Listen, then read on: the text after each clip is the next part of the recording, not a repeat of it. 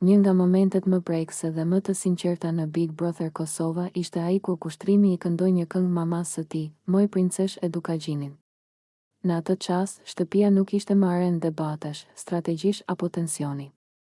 U kthye në një vend kujtimesh, mallesh dhe dashurie të pastër familjare, me zërin që i dridhej lehtë dhe me sytë e mbushur me ndjenjë. Kushtrimi nisi ta këndoj këngën jo për publikun, por për nënën e tij.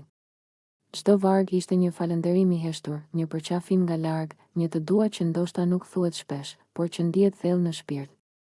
Ishte një këngë që mbante brenda rrënjë identitet dhe respekt për nënën, për familjen dhe për prejardhjen. Ajo që e bëri momentin edhe më të veçantë ishte reagimi i banorëve të tjerë.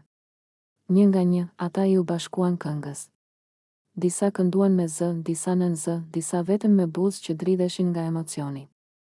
Nuk kishte rëndësi kush ishte nga cili grup apo me kë kishte pasur debat më herët. Në atë moment, të gjithë ishin një fëmijë që mendonin për nënat e tyre. Atmosfera në shtëpi ndryshoi krejtësisht. Heshtja mes vargjeve fliste po aq sa vetë kënga. Disa banorë u pan me lot në sy, të tjerë me buzëqeshje të buta, ndërsa disa ulën kokën të zhytur në mendime.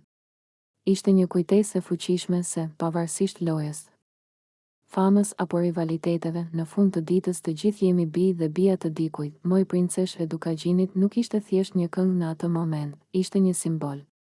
Simbol i nënës shqiptare, i sakrificës, i qëndrueshmërisë dhe i dashurisë pa kushte.